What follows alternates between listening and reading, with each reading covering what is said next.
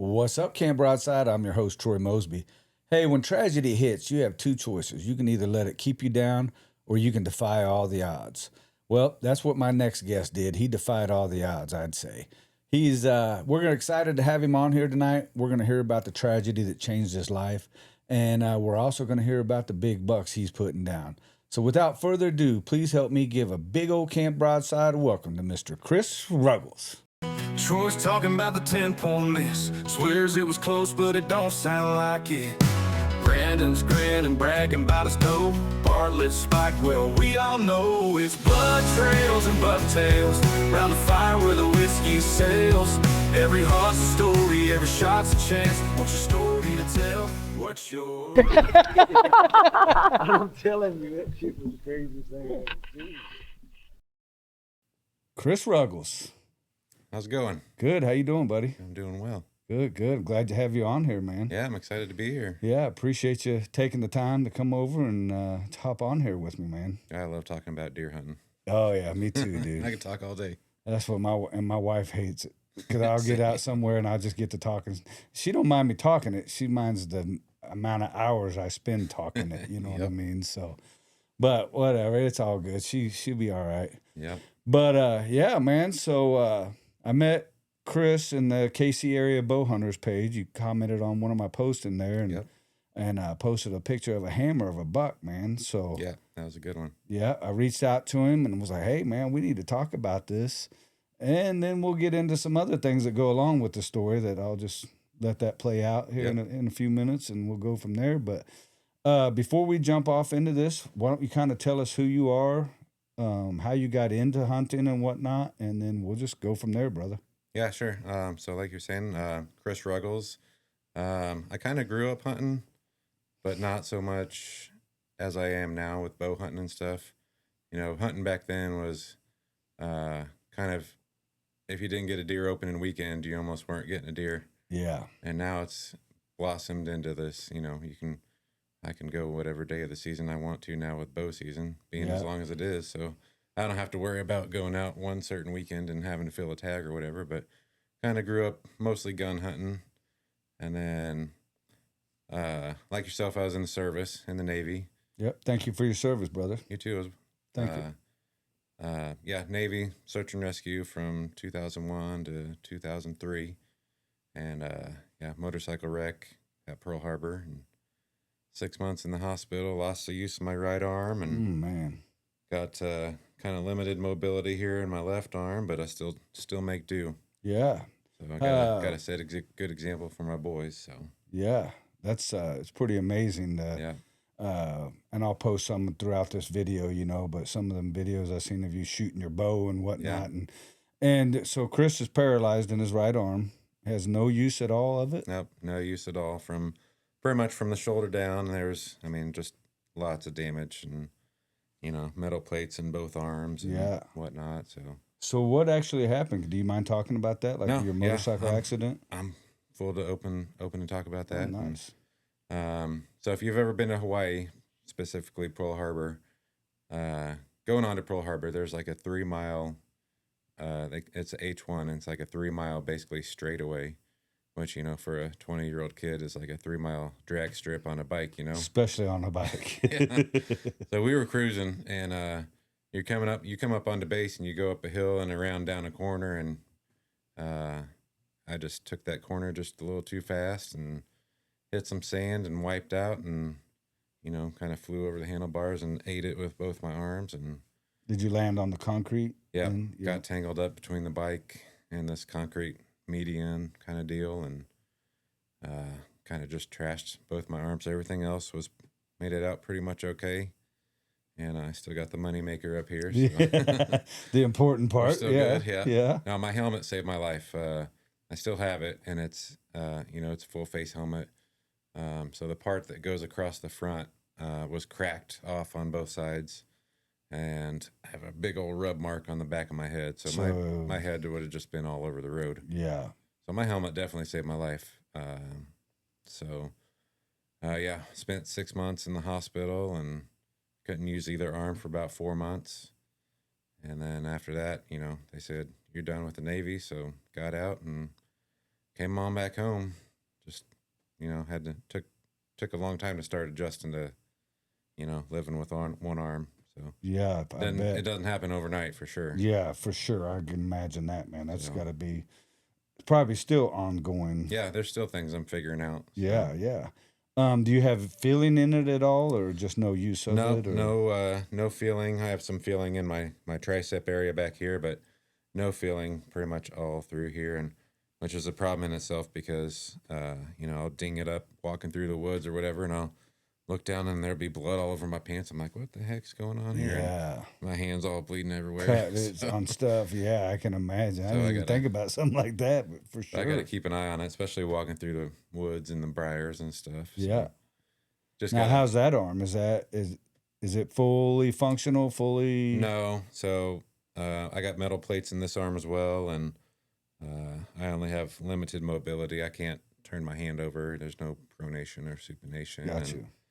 My elbow had to be reconstructed too, so I got some. It only goes back to there and out to there. So my one good arm isn't that good. Right. How's the feeling in it?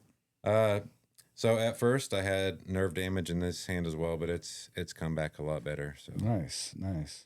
Yeah. So how many years ago has been the accident? So that was in 2003. So it's been 23 years.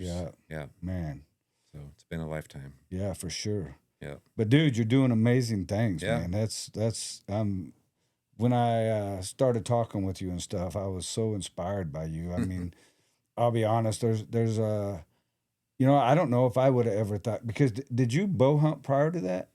I grew up kind of, we were pretty poor, so I had, we made longbows and stuff out of sticks, and I had bows gifted to me and stuff, so I never had any kind of setup like I do now. But got you. I didn't really get into bow hunting until I'd say probably 2015, 2016. But prior to that, I had met a guy. So I kind of put out some feelers. I was like, I was talking to my mom one day. I was like, man, I really want to start shooting a bow again. And this was probably way back 2007. So after the accident. Yeah, after the accident. Yeah. So she was like, what? Yeah. She was like, well, I know this guy at work. She worked at GEHA, and she knew a guy that shot with Independence Bowhunters. And there's a guy, a Vietnam vet there. Chuck Lear was his name. He was actually on the 2008 Paralympic team. Oh, wow. And so he was missing an arm and a leg. And so I met with him, and, we got to talking, and he has kind of the same setup, just a little pull tab on his string. And so that's how I got kind of going. First, I started out, I went to B&B Archery there in Raytown. Yep. And got my first bow there. It's an old bow, probably older than I am. Yeah. Just something to start out with, and started shooting down at the league, and did that for a little while. And, we moved up north, so we kind of moved away from that area. But got another bow for my anniversary one year, and then that's what an anniversary present. Yeah. Heck yeah, dude. Yeah. Yeah, so Chuck is his name. He kind of inspired you how to go about it and whatnot. Chuck Lear, because like I said, I had no idea. I just, I knew that it was possible, but I didn't know how to do it. And so, yeah, he kind of set me down that path and got the ball rolling. Yeah, man, that's so cool, dude. Yeah. Bless him, man. And I think it's so cool for you to just have that drive and that determination that, hey, I want to do this, and not just saying I can't do it. There's no way. You know what I mean? Like I know people that talk about having a hurt shoulder, and that's why they don't do this or don't do that. And I'm like, when I was talking to you, that was going through my mind, and I'm like, this guy's doing it, man. He's overcoming, and he's doing what he wants, and he's living his life. And I think that's super cool, man. Yeah. And the Lord's blessing you. So you're married. Do you have children? Yeah, married. 5 boys, four of which live with me. So okay. They go from 2, 10, 12 to 16. Nice.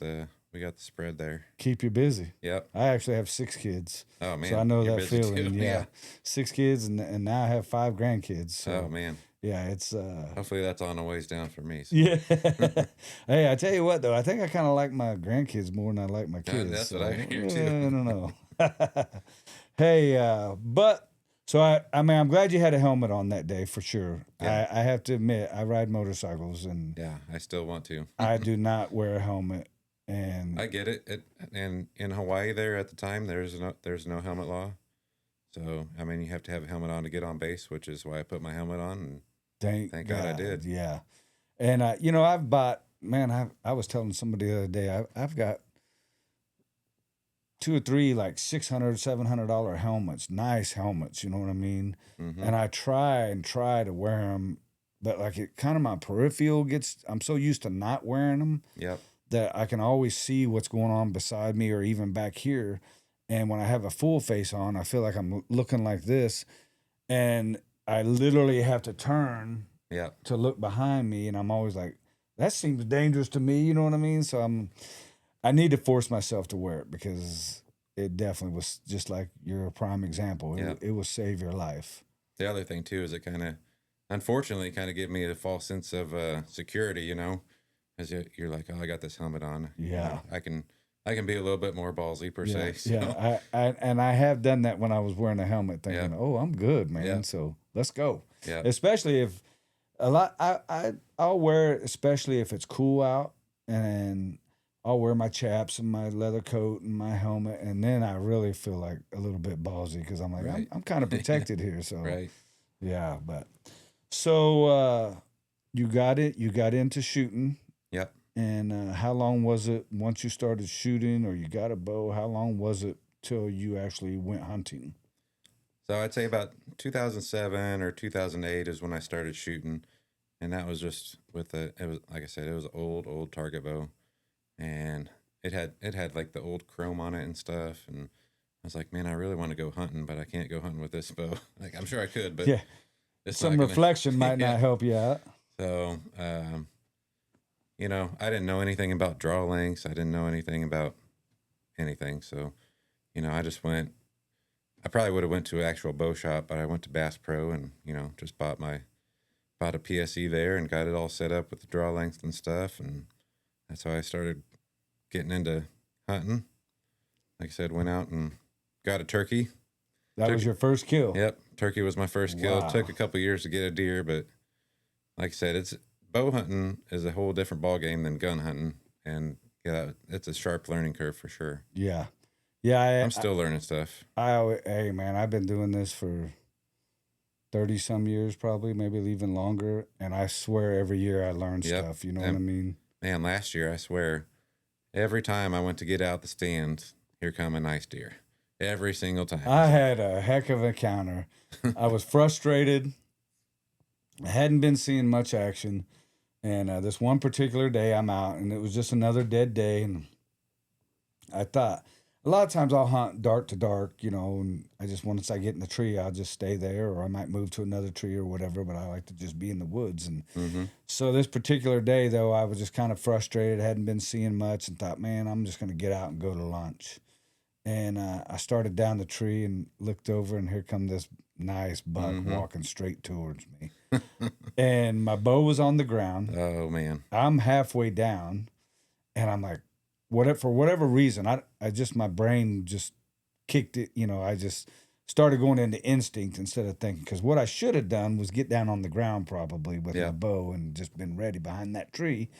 But for whatever reason, I decided I need to get up this tree.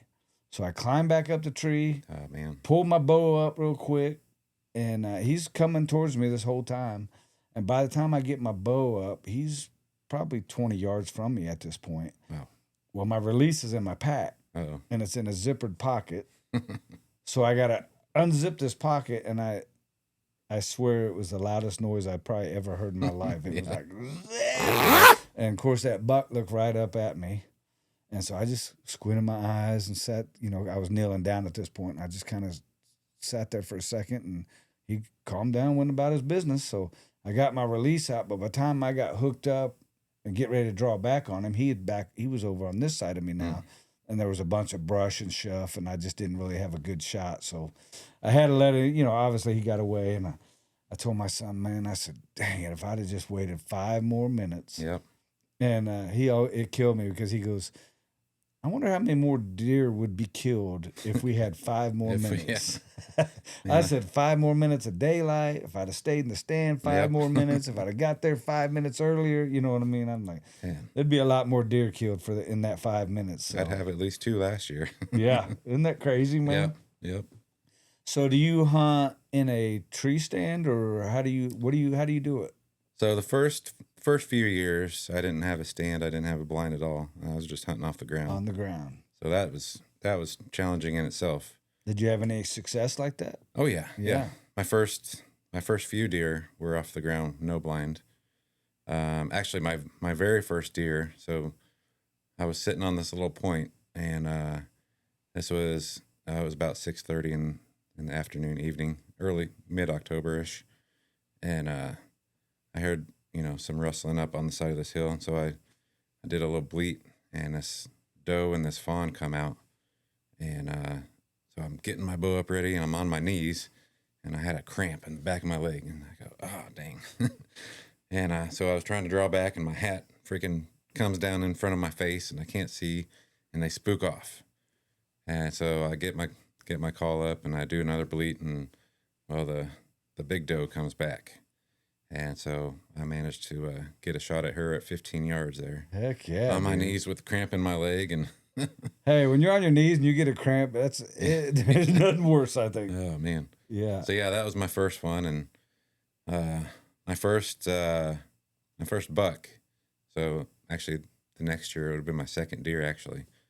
My second deer. I was standing in this little point of woods, kind of went out into this field at the edge of that, and I looked back into the woods. I was like, you ever look back and you're like, I know those are antlers, but that looks like a tree also. Yeah. It took me a couple times, and I was like, no, that's an antler. That's his eye right there. So he blinked. Yeah. He was standing super still. He come out of nowhere, man. You know how that goes. Yeah, for sure. And then this doe goes by, and he goes following right by her, and he went right through this opening at 20 yards, and I managed to get a good shot on him. And that was your first buck? Yep, that was my first buck. Nice. So, man, as you're talking, I'm thinking about the obstacles you have to deal with. Yeah. With having use of one hand, one arm in the woods hunting. Yeah, for sure. Just like you said, you're trying to call, sometimes I know you rattle sometimes, and Yeah. then your hat slides down in front of your eyes, and I mean, I feel like it could be so frustrating sometimes. Oh yeah, one thing after another, Yeah, so if it's going to go wrong, it will. Perseverance, Yeah, is amazing, man. So So that I'll tell you that buck about that story about that buck that I got during gun season there. So now, is this your second buck? Or is this the third. one you sent me? That's the one it's the one I sent you. The one you sent me. Okay. Yeah. So I was out with my buddy. He was gun hunting in a stand, a couple hundred yards away. This was his land out there in Carrollton I was telling you about. And so I'm hunting on the edge of this creek. And that picture, did you see that picture I sent you with the shadow against the back of the creek there? Remember that one? Oh yeah. So that was like an hour before that. And, it was a nice day out, and I took a picture. And so this deer, he comes in behind me on the opposite side of that creek over there through the corn, and it's super windy out that day, and he just takes off going north, just completely not in the direction that I am. So Yeah. he's not responding to any kind of calls or nothing. So I get out the antlers, and one of my antlers is broken, so I stick it between my legs, and I got the other one like this, and of course I'm standing up in the climber, banging them together, rattling, and it just all of a sudden he just pops out from behind his tree at 20 yards, looking crap. straight up at me. And I hadn't heard him, hadn't seen nothing. He just pops out and just starts looking at me. Well, then he starts coming toward me, and he gets within about 10 yards of me, and, still looking at me. I don't think he took his eyes off me. Wow. And he finally starts turning around, and I think I set my antler down on the stand, and I go to grab my bow. Well, he saw that shadow across the creek there, and he saw my arm move from Got the his shadow. attention, yeah. Spooked him. Yeah. And so he jumped, and so he started running. So I did the whole, stopped him. Luckily, he stopped at 20 yards, and his head was just perfect right behind a tree. And I just drew right back on him and just just got a good shot on him. Heck yeah, dude. So he went about probably 70 yards and easy track. Nice, man. That's awesome, dude. Yeah. Congratulations on that one, because he's a hammer. He was a big one. Unfortunately, yeah, he did go back across the creek. So you had to bring him So back we had across to go. the creek? Yeah, we had to carry him. We had to roll him back down the creek and then get him back up. So Yeah. Yeah. That's awesome, man. So what year was that? that was, I think, 2019. 2019. Yeah. And then you shot another buck since then, right? Yeah, I shot a couple. I was Yeah. going to say 2 more bucks at least. Yeah. Yeah. One of them, unfortunately, I couldn't find. You know, that happens sometimes. Yeah. I was hunting. I think it was right around Halloween. It might have been like the 30th, 31st, somewhere around there. You know, my favorite time of year to be in the woods. Yeah, I love that. And I try not to miss a Halloween. Yeah. I don't know why I'm so stuck on that. And I know other people are too, because I've read about it or whatever. But Yeah. there's something about being in the woods on that day, you know. that's one of my goals is to get a nice buck on Halloween. Yeah, that'd be super cool for sure. I think it was the 30th, day before Halloween. Went out to the woods, and you know, I've had good luck with rattling them in. So I rattled them in, and I was up on this kind of bluff a little bit, and you know, I'm sitting down, and I draw back on him, and he's moving. I don't have a really good shot, and I took a chance, which, you know, I got to learn to be more patient. Which this was the lesson learned here, was make sure your lanes are a little more clear. Yeah. Nicked a little branch and just hit him a little bit too far back, and he went up on the other side of the bluff, and I think he laid down there for a little bit, because I went over after about an hour, because I saw my knock over there. It was dark out, and I thought he was dead laying there, but I spooked him up, so I backed out. The arrow And, was still in him. Yeah, so I backed out, and next morning I called a guy, Broken Arrow Recovery. Shout out to him. Yeah, I actually met them Yeah. at the Show Me Whitetails, I think it was. Mabel's a good dog. Yeah, Mabel. That's right. Yep. I've actually talked to them actually. Yeah, Matt's a good guy. About coming onto the show. Yeah, yeah. And I think his wife hunts too, right? If I remember I right. think the whole family there. Yeah. So yeah, I called him, and he came out, and it was super dry that year too. So it was a hard track, and we didn't find very much blood at all. We found little spots here and there. And what had happened, he went up this hill, and you know, he was in a bed for a while, and I think we had ended up kicking him up still, and he's still alive. And he went down back in this creek, and then we lost the scent, couldn't find him.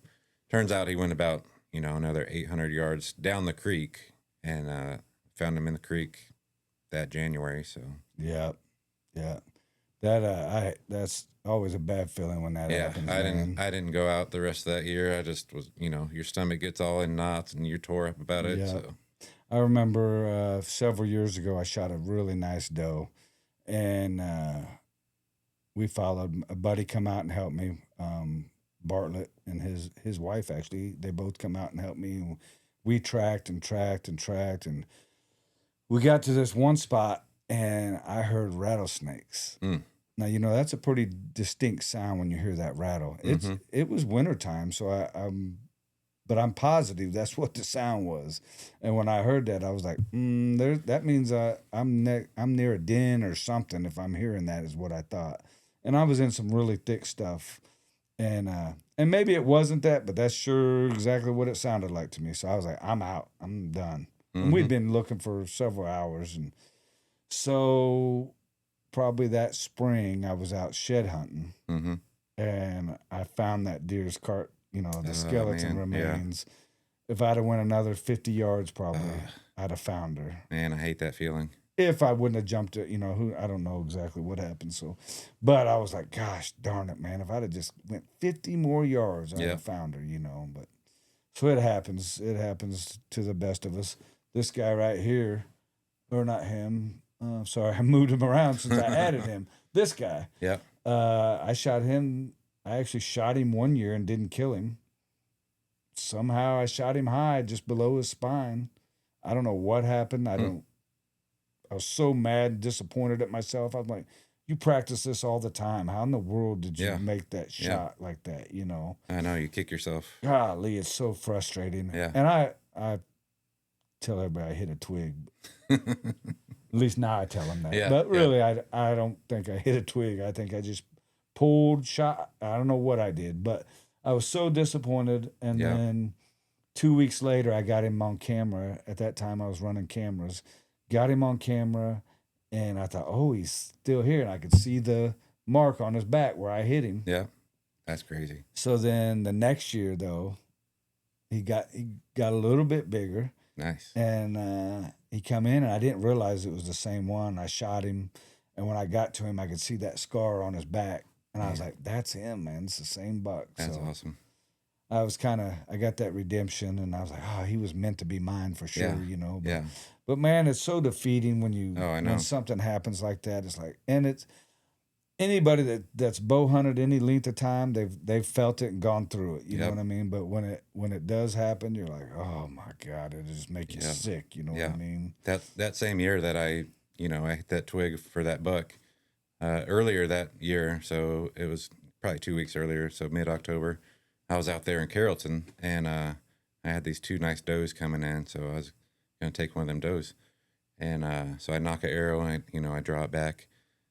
I let go, and just right over the back of it hits this branch right between us that I didn't see. Dang. You get that tunnel vision, and Yeah, for sure. but I got redemption on that one. She, they didn't move. They were like, I don't know what that was, and I was able to get an Get arrow another knocked in, knocked? and got down a little bit where I can have a little bit more clear shot, and she ended up in the freezer. Heck yeah. So So how hard is it when you're in that situation, just like you said, you shot? It's one thing to shoot, yeah, and then you're like, oh crap, whatever happened, you didn't make the greatest shot, whatever happened. And then, but you have that opportunity for a second shot. So Yeah. how hard is it to knock another arrow and do all that? I mean it's still. It would be a lot more challenging, I would say, for someone like you that, you can just, you're holding your bow, you got your quiver, you can just undo an arrow and put it in. So, I mean, for me, I'm just used to it. So, Yeah. But, I mean, for me, I got to set the bow down on the stand or whatever, wherever I'm at. I got to set it down, get an arrow unknocked, knock the arrow, pick the bow back up, get my hand back in there, and make sure my mouthpiece is right. So I'm not fiddling around with that. And Yeah. so, I mean, it takes a little bit more time. I'm gonna post some pictures and videos of you Yeah. actually shooting the bow and the mouthpiece and stuff, because I Yeah. just think that's what kind of feeling, because you're drawing back 60 pounds, right? Yeah, that what this you said? bow is about 60 pounds. My other bow, it's actually harder to shoot, I think, but it's about 50 pounds, but they feel about the same. So it's kind of weird. Yeah. So what kind of feeling? I mean, you're biting onto the kind of like a D loop type deal. Mm-hmm. Yeah, so it's just sewn there through the D loop. And so if I bit down with my front teeth, I'd rip my teeth out. Yeah. So I got to bite down, get these back teeth that, go in deep. So, Yeah. But no, it's just, other than that, it's just like a regular release. And there's been maybe once or twice that I'd say pre-released it. Happens to the best of us. Yeah, You for know sure. what I mean? Yeah. All those guys. It happens a lot. I had to build a backstop because it happens every Yep. once in a So, while. So Anyway, yeah, it's happened a couple times, but yeah, other than that, I just got to make sure I'm biting down and, really get that muscle memory going and don't slack off. yeah. So, So how do you aim? Like I know you kind of said it was just kind of like normal. You're looking through a peep and Yep. whatnot. He's Do you pulling have it back with reference his points? teeth. Like Right there. some people will use a kisser button. Oh, I know I'm lined up if I'm right here. Some people put the string on their nose. right. Well, how do you do that? So I got to kind of get the mouthpiece in the right spot. And because it's all about repetition when you're shooting your bow. So I got to, bite the same spot over and over. So if I know if it's in where it needs to be, that my peep will be lined up and my sight will be lined up. So Nice. And so if you're not quite as far back as you need to be, then everything's yeah, off. it at that kind point. of throws it off a little And bit. you kind of know when you bite it. Yeah. I mean, like my peep will be a little higher. That's a where little I lower, shot. so Yeah. but it doesn't throw it off too significantly. You try to account for that. Yeah, man. It's crazy, dude. Yeah. When I seen that, I was just so amazed, dude. Yeah. And I'm still just even talking to you. I'm like, kudos to you, dude. I have nothing but the utmost respect for you for Yeah, I that. appreciate Man. it, You're still out doing it. And Yeah. so how much time do you spend out in the woods during a season, you know? As much as my wife will let me. Like us, That's like a everybody. common answer. Yeah. I feel that Yep. a lot. Yeah. You know, I had a couple pieces of land close to me that I could get out pretty easy on. A couple of them have been sold off. So, you know, there's a farmer that lets me hunt right next to me. It's just a little piece, and if I get lucky to get one over there, you know, Nice. I can get out there for a couple hours. Otherwise, I gotta make a day trip out to, you know, Carrollton or whatever. But Yeah. you know, I try to get out. So you mostly hunt private land then? Yeah. And what are you hunting out of now? Are you hunting out of a climber or Mostly we just got I got a couple tree stands set up. presets or Yeah. whatever? So, or, you know, depending on where they're at for the year, I'll go sit on the ground or something like that. Yeah. So on the presets, do you have like climbing sticks to them, or how do you get up in there? No, it's just it's just a regular tree stand. So Oh, it's a ladder stand yeah, type just deal. a ladder stand. Gotcha. Sorry. So how hard is it to climb with your bow and your gear and I know you're not supposed to climb with your bow on your back and stuff, but I do. yeah. You know, I raise it up there, you know, just tie it on, raise it up. And there's one ladder stand. Like if my ladder's like tilted like this, it's not as bad, but if it's more straight up and down, it's definitely a lot harder because you know, You're letting go and grabbing you're that. kind of climbing with one hand. I've actually so. done that before where I've had something in my hand. I think one time I forgot like my pull-up rope or something, and I had my bow, and so it was letting go and climbing, grabbing the next one back when I was hunting in ladder stands and whatnot. But and I carry my bow with the bow sling too, so Yeah. makes it a little easier. Wonder if there would be any difficulties like if you were hunting in a saddle. Yeah, and I've thought about that too, but I don't know how I would, you know, tie the stuff around like that. It just take, you know, I'm sure it's possible. It's probably just take some practice. I think you could pretty much do anything you want to do. I appreciate your enthusiasm. I feel that for sure. And we might put you in a saddle just to see. I'd try it. Yeah. Matter of fact, and for everybody listening, well, this will probably post afterwards, but we're doing I run a group called MoKan Saddle Hunters, Missouri, Kansas Saddle Hunters. And I put on an event every year where a few guys will get together and everybody brings the gear and we try each other's stuff out. And I get, like, there's some stuff other companies will send me so that way we can check it out, try it out, and then we give it away at the end of the day and whatnot. Oh, that's cool. And Buzzard Roost Saddles, they come up and join us every year. This year we're doing it out of Elevated Archery. Have you heard of that? Uh-huh. Yeah, that's I've been hearing about it for a few years, and then I finally made it out there this year. Man, that place is amazing. It's they're shooting, everything's elevated, hence the name Elevated, and you can shoot 5 yards out to 100 yards. You know what I mean? Wow. And he's got some really cool stuff out there. That would be fun. Yeah, so we're doing that June 13th. If you're available and you have some time, 1 to 4. I would definitely put it on schedule. Yeah, sure. Come out there, man, and hang out, see what it's all about. You can try some stuff out. You know what I mean? And we're gonna. There's he's got these 2-tower system down where we're gonna do it at, and they're nice towers. You know what I mean? So they got nice stairs and stuff.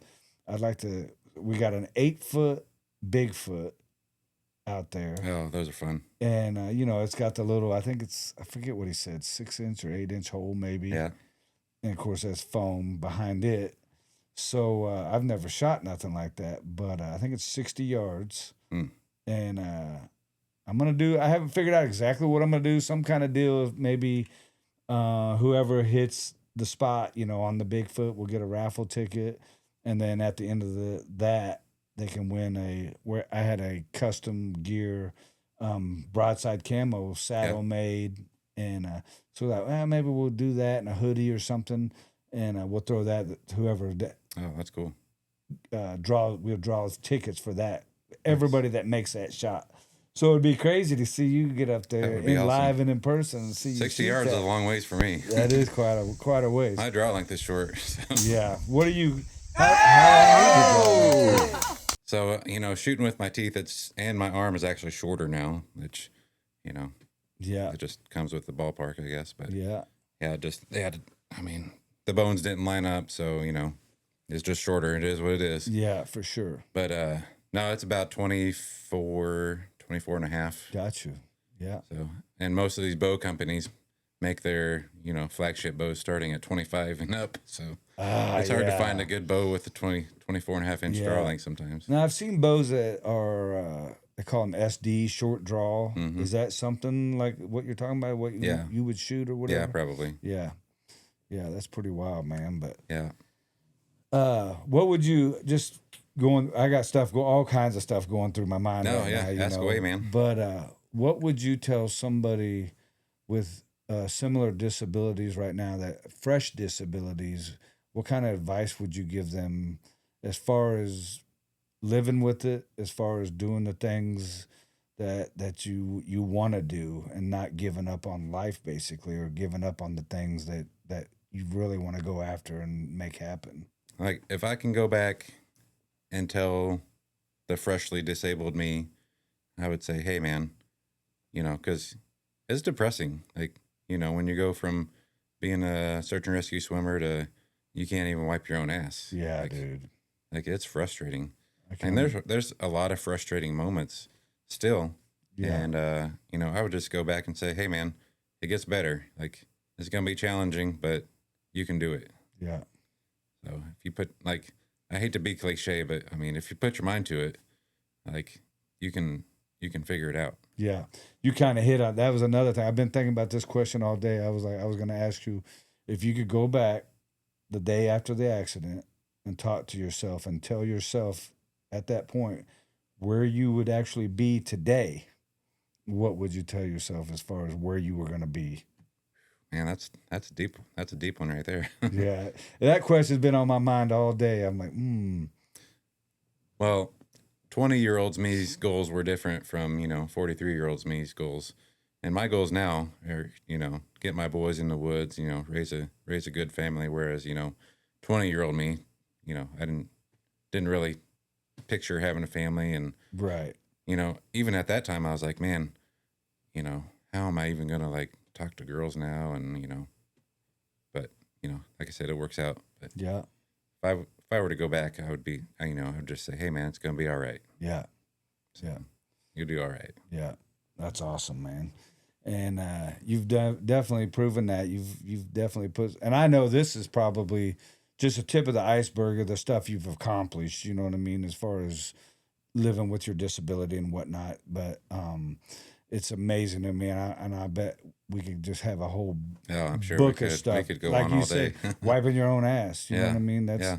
something like that is just that everybody takes such for granted. You know what I mean? But till you get in that spot and you can't do it. You know? Well, and I talk to people too, and they're like, well, you're left or right-handed. And I was like, well, I was left-handed still, but, they don't understand that all this damage that I had with this hand, I still had to relearn everything. And even with being left-handed, you're left-handed with two hands. You're not left-handed with just one hand, Right. So you still have to learn how to do everything. And I had to learn from scratch how to write. So I had to learn how to write again. Yeah. So Yeah, because tough. everything's different. Even though, like you said, you were left-handed, but you don't have that movement like you used to have and whatnot. But, I mean, I tie my shoes, and how do you tie your shoes? I can untie it and tie it for you. Would you? Yeah. I mean, I don't want to put you on the spot, but I'd love to see it. Yeah, no worries. Yeah. Just so you can see it's untied. Yep. Yeah, just feed it through like that. Sometimes I use this foot to help me. Yep. Tighten her up there and loop it around.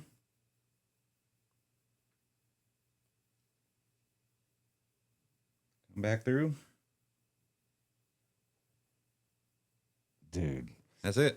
See that That took forever. right there, man. I couldn't do that. I would be lost. That took forever. So Yeah. It didn't. Like I said, that I know didn't you happen say overnight. forever, but I mean, are you talking like it took you as... I mean, it seemed like forever. It took a couple months. Yeah, I was going to say maybe even longer, but yeah, Yeah. I mean, just little things like that, man, Yeah. that I mean, I never even thought about that when we're talking until you mentioned it, and I'm like, wow, just something like tying your shoes, Yeah, untying your shoes, and having to learn everything again, Yeah. man. That's Yeah, I mean, don't get me wrong. There's still stuff that I need help with. That was the challenge too. Is you know, as being a Navy being, search and yeah, rescue. being well, even just being a man. Yeah. You know, we get that stereotype of not wanting to ask for help, and it's like, man, you know, you got to ask for help sometimes. Yeah. Even everybody asks for help. Yeah, you have to. So I had to get past that, and my and wife. that takes a lot. Yeah, yeah.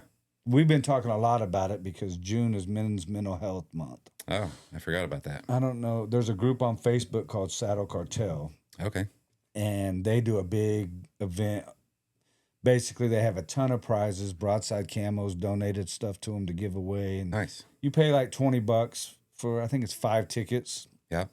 Every week there's I think this week there's like $900,000 worth of prizes. Ooh, wow. And so you get 5 chances to win, and they'll draw a number, and you may win it, you may not. And then the next week they do it again, and all the money and the proceeds goes to I don't know which group they're giving it to this year, but it's something to do with men's mental health. So we always talk about that the last couple of years. They really brought it to Right. attention, Yeah.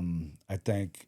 And it's amazing to me that even for myself, just like you were saying, man, it's so hard sometimes to ask for help. Yeah. And it's so hard sometimes to just talk about like feelings or Right. stuff like that. Cause you know, it's the old thing that we're men. You Right. don't cry. Yeah. You figure it out. You don't need help. You know what Yeah. I mean? And those are all things that you have to get over. And I always say to everybody out here watching and whatnot, you know, there's got to be somebody you can talk to, whether it's a pastor, coworker, a friend, boyfriend, girlfriend, whatever, you know. And I always say, if you don't have nobody, call me. Right. You for know, sure. I'll at least be an ear to listen to. You know what I Yep. mean, and listen to you and whatnot. But yeah, it's like men's mental health is a big deal, and I can imagine. You know, I went through nothing devastating like that, you know, losing use of a limb or something like that. But even when I have a heart disease, so I have a defibrillator. Yeah. And so right after they told me I had to get the defibrillator, I just had this, I went into this little self-pity party, you know, oh no, I won't be able to ride my motorcycle no more. I won't be able to climb a tree. What if this thing goes off, you know? Yeah. And you know how it's easy to fall into Yeah. to You something like feel that. defeated. Yeah, I told my wife, I said, I feel really weird talking to you about this because I was being such a pussy, for a lack of a better word, you know, is the way I see Yeah. it. No, I get it. And then you talk to somebody that's gone through what you're having, you're like, I had no reason to be. I find myself doing that too. I'll see somebody else, that's got it way worse than me. Yeah. I'm like, man, that guy's doing it. Man, what am I crying for? So, Yeah. I'm the same way. Well, I told my wife, I said, I feel like a broken toy in the toy box. You know Yeah. what I mean? That I'm just, what good am I, you know? And then I actually talked to my surgeon about it and stuff. I said, man, I just, he's like, well, what's bothering you? And I said, I just feel like I have to completely change my life. And I just don't want to, because that's the way it is. I don't want to change nothing. Yeah. But You're he stubborn. told me, he said, you can't be scared to live your life. You can't be scared to do what you love to do. Right. And you can't let things keep you from doing what you want to do. You have to find a way to do it if that's what you're the prime example of that, you know.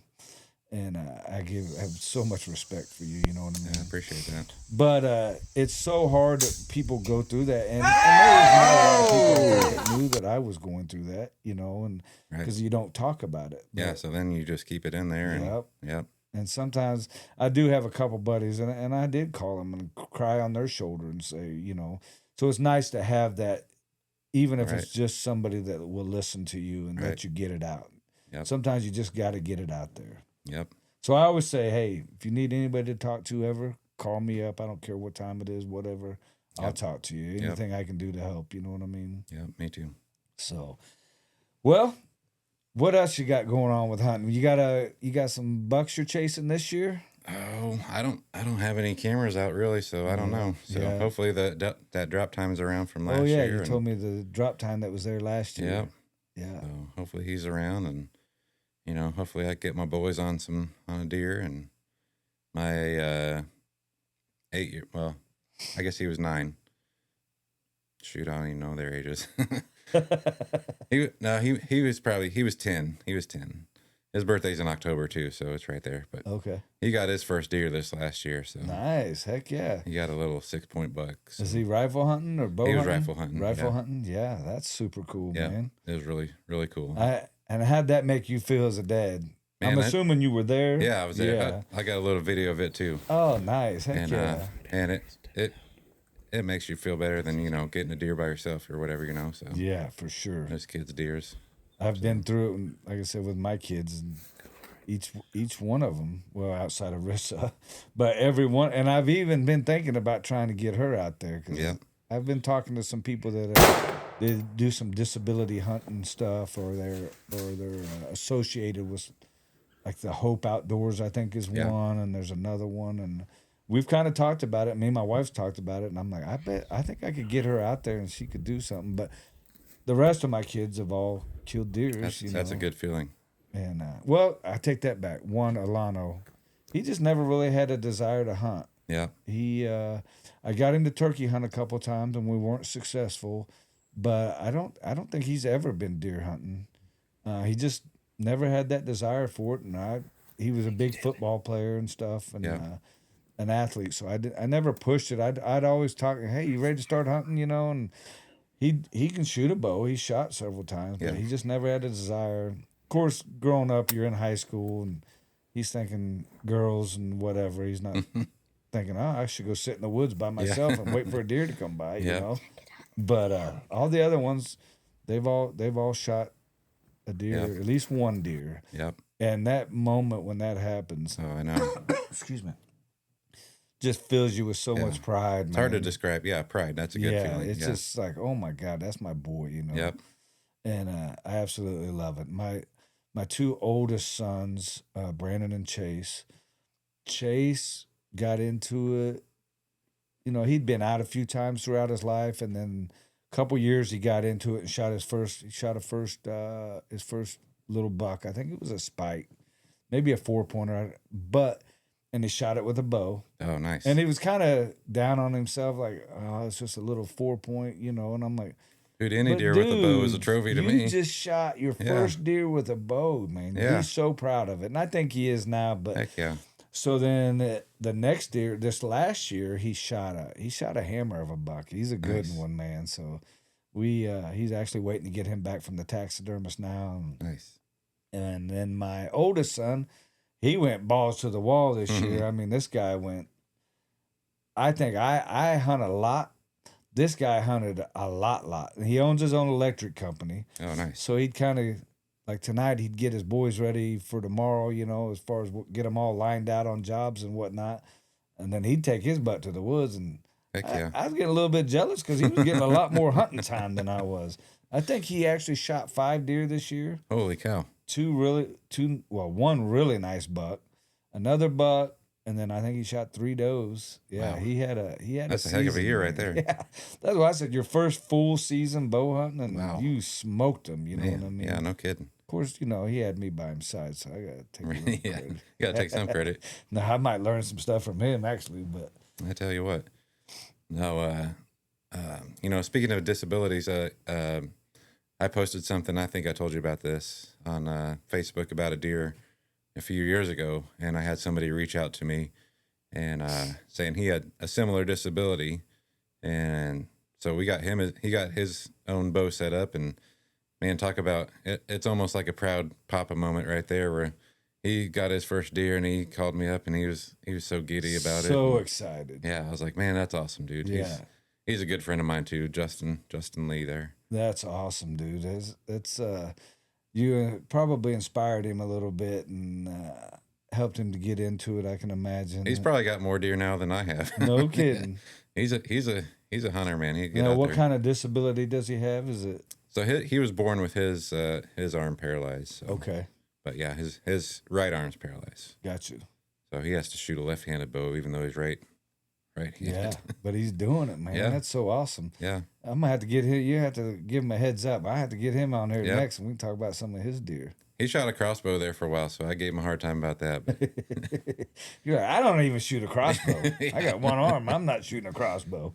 people ask me that, and they're like, "Why don't you just shoot a crossbow?" I was like, "Well, I like the challenge of actually drawing the bow back for one, Yeah. and for two, have you ever held a crossbow with one hand? It's freaking top heavy. Yeah, it's super top heavy. I'd have to be, I'd have to have it set up, and You'd have to have some kind of, basically like a mount I think I'd have to have a tripod. or tripod. Yeah. Yeah. Yeah, for sure. I was thinking, you'd have to have a mount where you could put the butt pad in there. But yeah, of course, just a tripod would take care of that. But I mean, still, you're not mobile, and you gotta, with this, I can swing this way and that way, and Yeah. Like I said, I know people that they talk about having a little bit of pain in their shoulders, and they're shooting crossbows and whatnot, and not shooting a bow. And shoot what you want, shoot what makes you happy. Yeah. Shoot, it does not matter to me. I'll give you a little bit of I'm just crap gonna just give in 'em fun. You know what I'm saying? I'm gonna Like- give you some crap, but Like I think working class bow hunters, they Mhm. got a shirt out that say crossbows are gay or something like that. And I think I said that to you when you said, yeah, somebody asked me why I didn't shoot a crossbow. And I said, well, did you tell them because you're not gay? Just kidding. No offense, yeah. Total joke. I got gay friends and crossbow Yeah, shooters. So. I No got- offense to either group. I got gay friends that are crossbow Yeah, shooters. right. No, I'm just kidding. Yeah. No correlation, Yeah. maybe. That's hilarious, man. All right, we're gonna scratch that out of there. So, what's your favorite since the accident? Since you got into it, what's your favorite bow hunting memory? It's hard to top that first, that first deer. Yeah, Let me think about this. I mean, it's all every hunt. do you get at the end when you shoot something? Do you go? I just freaking did that, man. Yeah. It's like, man, People would never think I could do Yeah. this, and I'm doing it. I smoked him. Dude, It's what a good great feeling. Yeah. man. Yeah. So my 12-year-old, he's got a little bow, and we were within 20 yards last year, and she just didn't step out. So he's itching to get back there this year and get him. He wants to get his first deer with the bow this year. So Yeah, I think that's super. I think that's what we're gonna try for this year. So are all your kids interested in hunting? You have 5 kids, right? Are they all? Yeah. So my oldest, he doesn't live with me. He kind of lives with his mom. Okay. He's not really into it. My oldest that lives with me, he used to go out with me all the time, and we'd go out for youth season, and I got to where I was talking him out of deer, which now I've learned, hey, instead of this being my hunt, this is your hunt. If you want to go out there and sit for 10 minutes, we'll go out and sit for 10 minutes. If you want to sit all day, we'll sit all day. It's up to you, And so with my first, I was kind of like a little bit too hardcore about it. And, we're going out there and freezing our butts off. And I think he got kind of turned off with that. And there was a couple of shots that, he had on deer that I should have let him take. But so he's kind of fallen away from it. And he's got his own interest now in high school and stuff. And the middle two boys, they're really into it now. Yeah. So Yeah. There's times I look back at some of the hunts I took my kids on, and sometimes I'm like, man, I wish I just wouldn't have been so serious. yeah. You know yeah. what I mean? Anytime I'm hunting, anytime I'm in the woods, I'm just serious about what I'm doing. And Yeah. And I do have that regret with my kids. I wish I would have just made it, just like you said, made it Yep. their hunt. Yep. If you So- want to sit all day, cool. Yep. If you want to move around, you know what I mean? Right. I'll give them You're not going to advice. see no deer. Like, hey, Dad, I want to rattle. Like, well, we should probably, wait. And so I'll give them advice, and teach. And that is the other side of the coin, though, that we have to teach them, you know Yeah. what I mean? Yeah. So it's kind of So, finding that happy medium. but when I want to go out, I'm serious about hunting too. So you better sit down and be quiet. That's right. I'm here to kill a deer. Yeah. Yeah. That's why I'm sitting here. You Yeah. know what I mean? So, but yeah, their hunt is now their hunt. So, like I said, if they want to sit a half hour, I'll go out and sit a half hour with them. If they want to sit all day, I'll go sit all day. That's with awesome, man. I think that's super cool way to be, honestly. Yeah. Them. Yeah. And like I said, I wish I would have started that way, but live and learn. Yeah. Man, well, you sure are doing it, brother. I'm proud of you. I mean, I know I'm just getting to know you or whatever, but I'm super proud of you. I feel like we're gonna be friends. So. Yeah, for sure. You seem like a great dude, man, and you everybody has obstacles, and some are different than others, and it's easy to sit back and let those obstacles become you. You know what I mean? Let those disabilities become you. Right. So it's wonderful to see people rise above that and be more than their disability and continue living their life and being the example. You know what I mean? Because a lot of people, just like your buddy, you know what I mean, and there may be somebody watching this or somebody down the road that you talk to that you're going to be their inspiration. Right. And I think that's super cool, and it's a great way to deal with your disability, I believe, man. So, like I said, that wasn't necessarily my goal to start out with, but if it happens, I mean, I think that's awesome. Yeah, and but the bucks you've shot sure are nice, dude. They are, yeah. I'm proud of every deer I've shot. So. Yeah, you've shot some hammers, and I know you got one you're hoping will come in this year, and and I hope you get him, and I hope you'll be back on here next year, and we'll be talking about that buck. So, yeah, I appreciate it. Yeah, but thank you for coming on, brother. Thanks for sharing your story. The pleasure. The intimate details and your hunting experiences and just the drive and the perseverance to keep going. You know what I mean? I think it's super cool, and thank you again for your service to our country. Yeah, you as well. And hopefully we'll get you back on here, brother. Yeah, I appreciate it. Yep. Come back and talk to you about hunting any day. Heck yeah, dude. And June 13th, come out there to that saddle. That's right. Event. Yeah, I'll have to get that on calendar. Yeah, I'll hit you up and remind you too. Sweet. You know what I'm saying? We'll get you out there for sure. But good deal.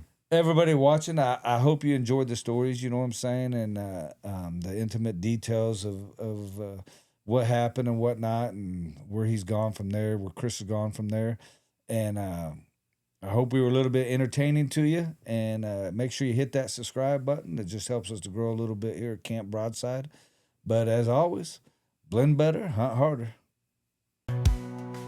Every season brings us back for more. It's blood trails and bucktails round the fire where the whiskey sails. Every hunt's a story, every shot's a chance. What's your story to tell?